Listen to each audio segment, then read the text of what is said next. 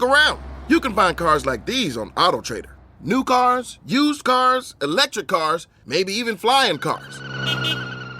Okay, no flying cars, but as soon as they get invented, they'll be on AutoTrader. Just you wait. AutoTrader. Welcome to What If, the show where I, Jake from State Farm, answer your insurance what-ifs.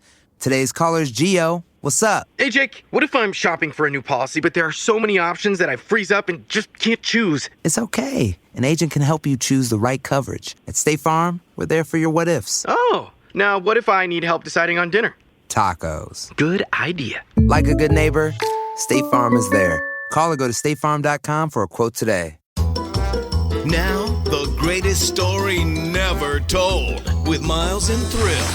Crowd goes wild.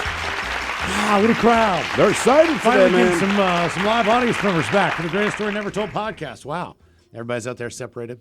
Episode number 69. Ooh, oh, man, we had a special guest that was supposed to stop by, but she had another appointment. That's she's a damn running shame. late, so we're not sure if we're going to be able to do what we had planned, but either way, we do have an entertaining podcast for you today. We do have an unofficial sponsor of the Greatest Story Never Told podcast, Dearest Bacholas. I don't understand how you haven't got any sponsors the last couple weeks. That's because we're not sure anyone's listening. I find that unacceptable. So I sent in my donation of $20.69.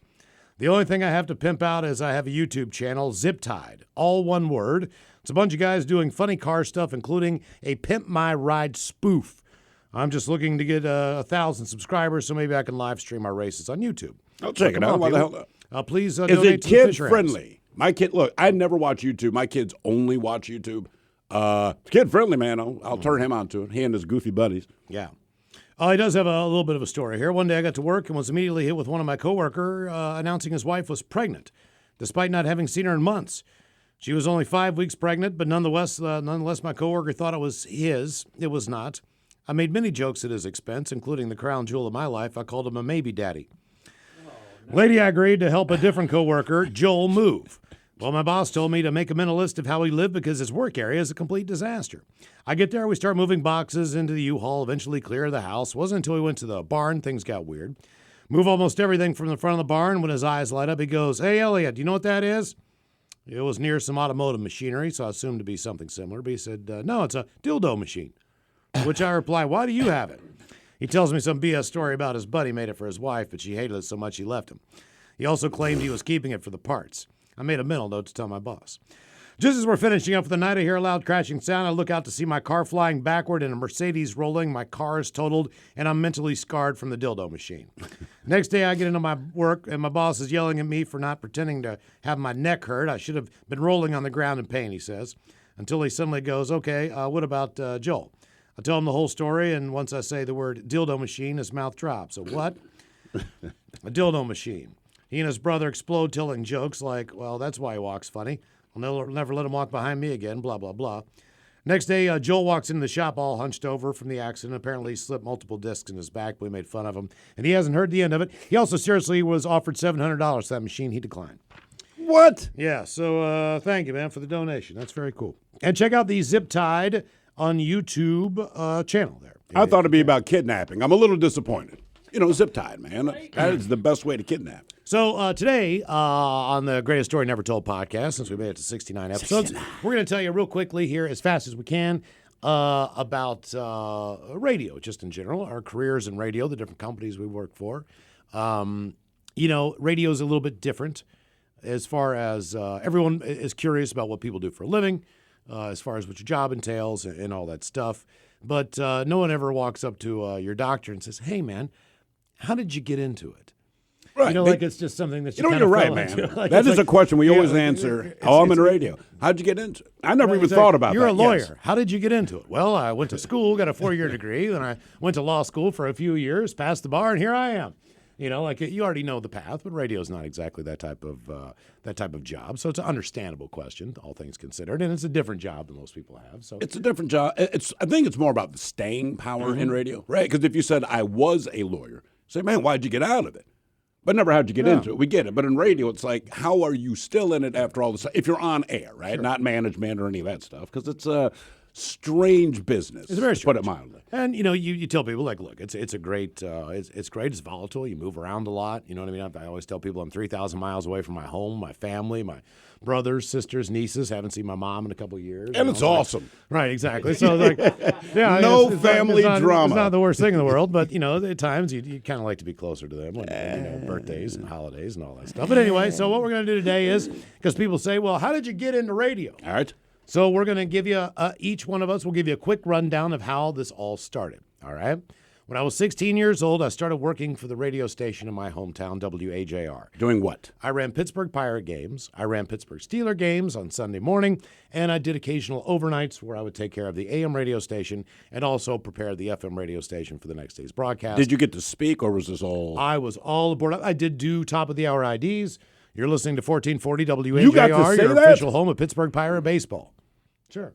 All right. What do you mean, sure? Yeah, we got to, because We never got to. They were like, man, you don't open this goddamn thing. You put it in a cart, as it were, but basically you put it in this. You plug it in. We got a voice guy. We pay him money. You don't open.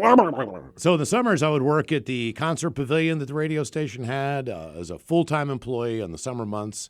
And that was after I retired from my Boy Scout career of working at the Boy Scout camp that paid $200 a week or something like that. It was that much? Yeah. Now I'm making big bucks. You know what I mean? Now I'm Jesus. making $4.25 an hour or something like that. Maybe it was $3.85 an hour. Anyway, so I worked at an FM radio station there, and I worked for West Virginia Radio.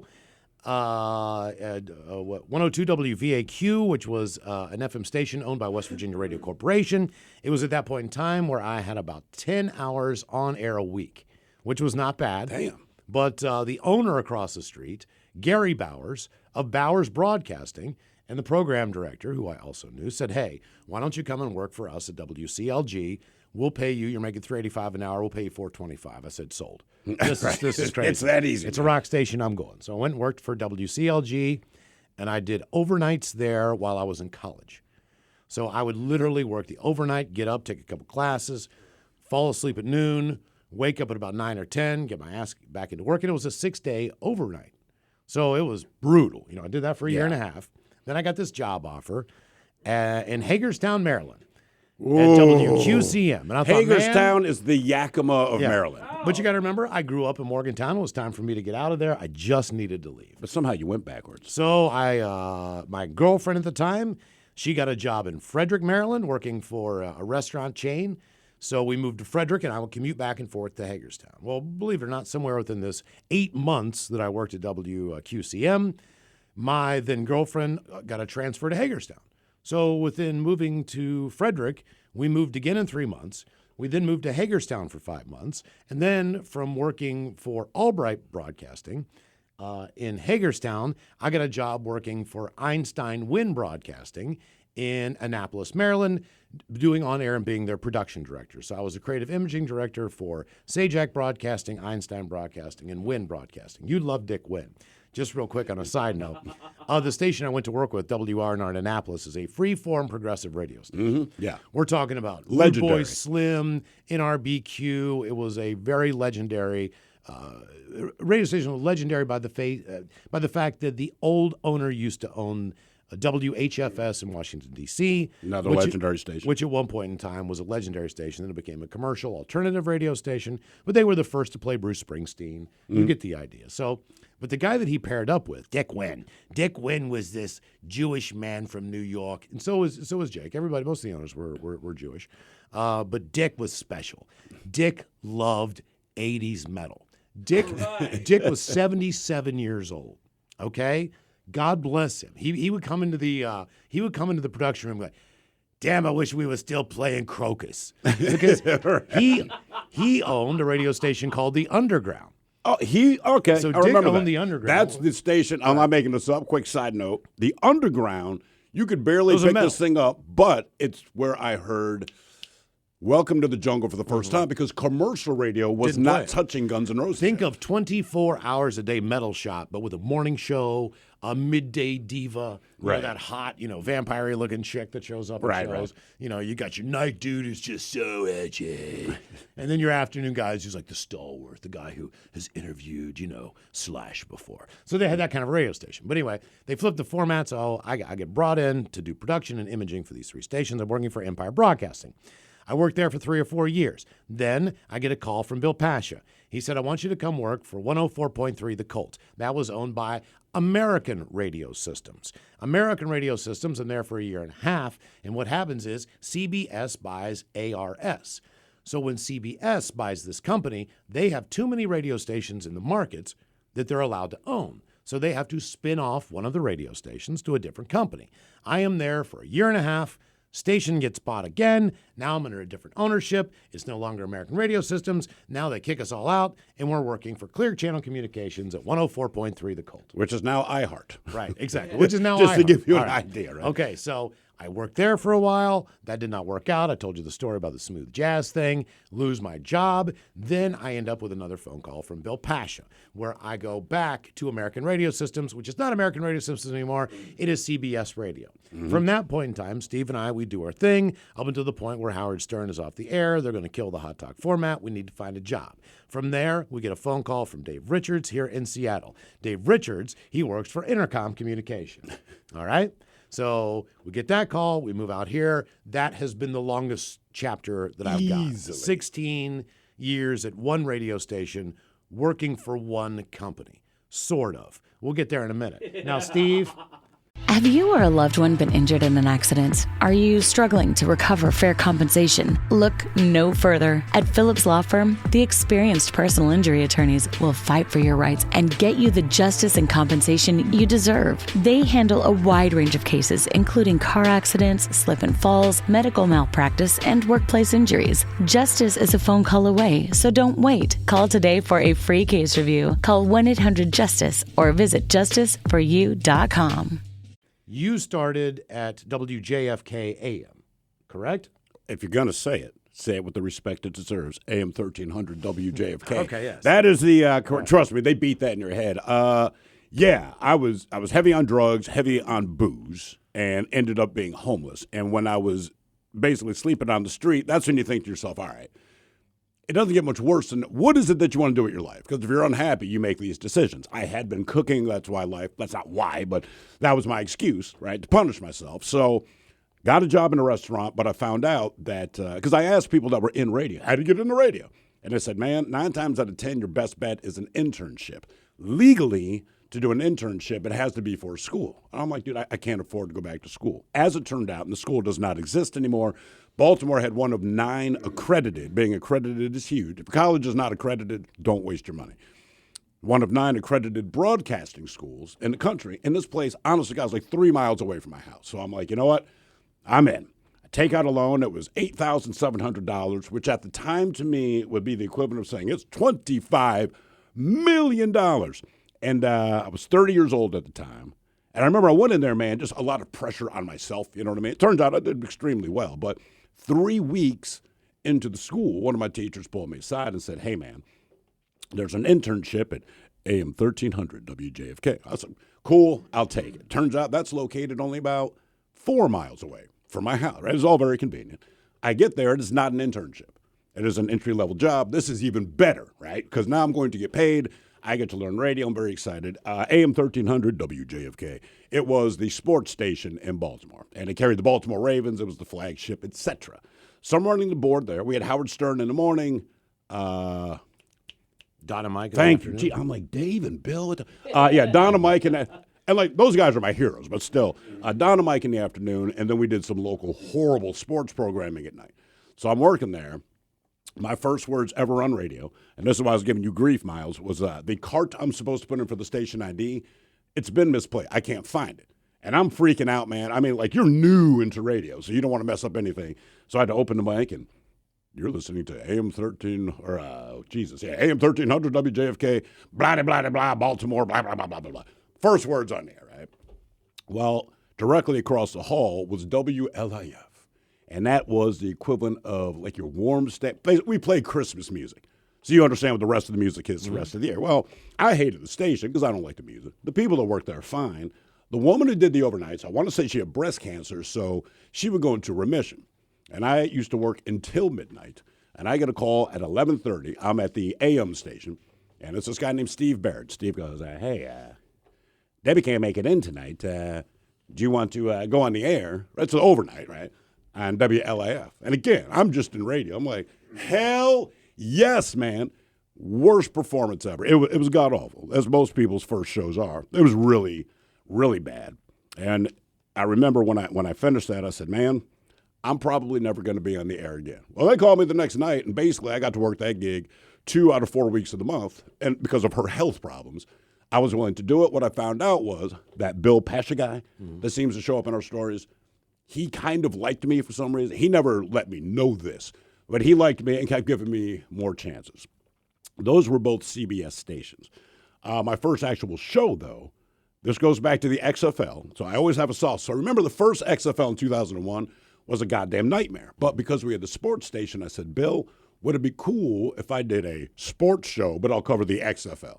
He's like, sure, go ahead. And at this point, I knew I made it because my show was on Friday night from midnight to 3 a.m. And then again, Saturday starting at 1, technically Sunday, 1 a.m. to 3 a.m. Nice. I had never been so happy in my life. I'm like, I've done it. Again, the worst hours.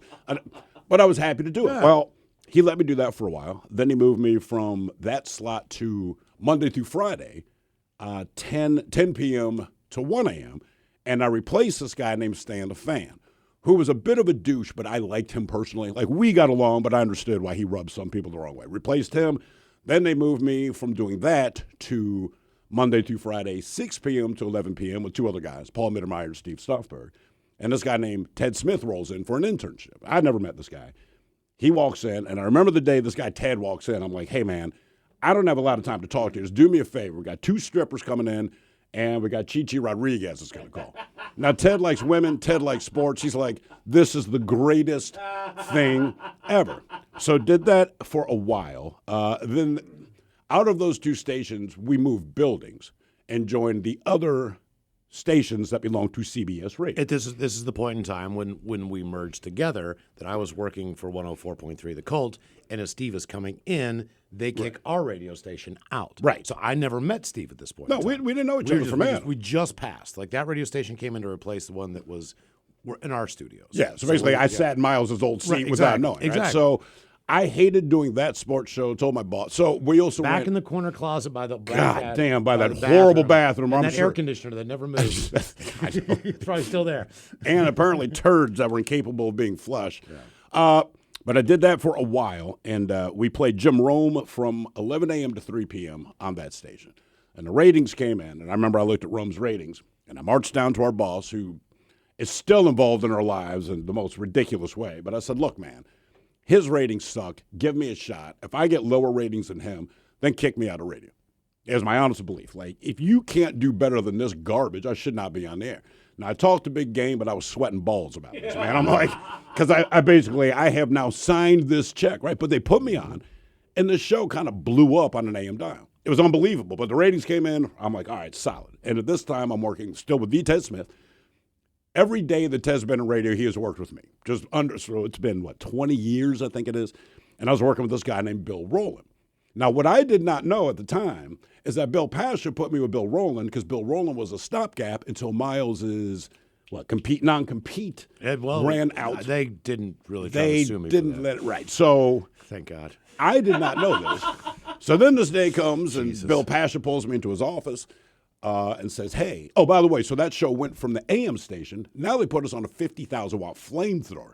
And I am like, all right, man, because talk radio is just not big, unless you do politics or sports, right? But if you do anything remotely interesting or outside of that, it's unlikely that you get a gig. So they moved me to the FM dial. I'm there for a few months with this guy, Bill. Then I get word that they're going to fire Bill, and I'm pissed. Not that I loved Bill, but it's just like, man, what are you doing? And that's when Bill Pasha says, look, there's this guy I want you to meet. I think you're going to like him. His name is Miles. So I'm like, man, I think he used to be Steve Austin on the Colt. I said, all right, I know who that is as far as knowing who a name is on the radio. I'm like, all right. So my producer at the time, he said, look, man, I'm telling you, you're going to like each other. I'm like, I don't like anybody. You know this about me, right? I am grumpy. I am mean, all this stuff. So I'm ready to meet Miles. We meet at a bar. And I always remember this. Miles walks in. First of all, I had Miles confused for another guy. You'd done a morning show with this other dude. I'll leave his name out of it. But I knew I would not like that guy. But in my mind, it was that guy. So I'm like, this is going to suck. Well, it wasn't that guy. It was Miles. So I said, look, man, just from the jump, I drink a lot and I smoke a lot of weed. that's a problem. We have a problem. Miles' response, very Miles-like, you got any weed? I said, well, not on me. I got some at home. He said, where do you live? I said, oh, down the road. Let's go. We smoked, and the rest is history, man. Sir, I swear to God. Man. Look, this is an ad.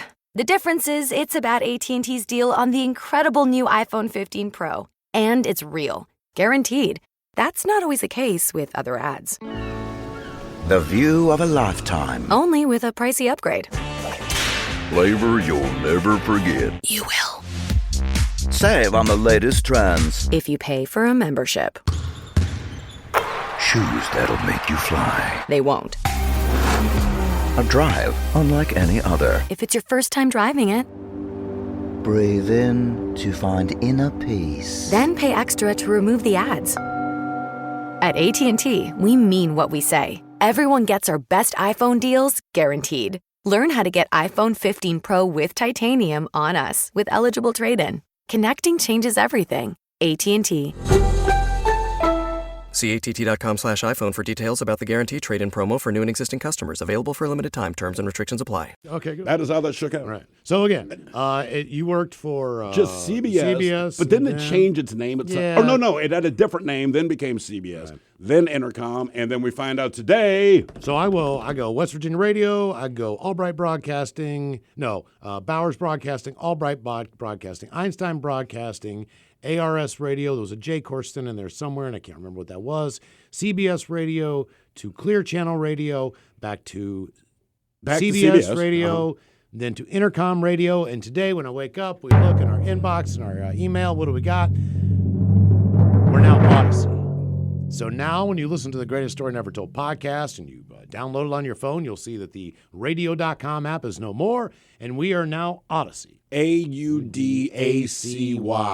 If you're literate, you'll probably spell it wrong the first few times. But either way. So now we're working for the same company, just with a different name. It's kind of like what Clear Channel did with iHeart back in the day. So it's not like nothing has changed. Just the company's name has changed as the company continues to grow. They're more just so than being a radio company anymore. Our company is getting into podcasting, sports betting, and all kinds of different stuff because there's sports gambling radio stations in certain markets, believe it or not, where they're just trying to help people because sports gaming is really huge. Obviously, the podcasts of the world are taking off. More people listen to us now in download form than they probably do, in terrestrial form as far as listening in their car. Which is crazy. So just kind of a shift in the direction of the company and the imaging of the company. But either that, podcast remains the same. Same place where you find it always. I'm sure they've switched that up. If not, download the Odyssey app and check out the Greatest Story Never Told podcast. Or don't. It's up to you. We don't and if care. you didn't, I don't know how in the hell you're listening to this. If you didn't do that, you're not listening. All right, bitches, there you go. Happy Chinooka. You've been listening to The Greatest Story Never Told with Miles and Thrill on radio.com. Oh, man! A Double Flush production.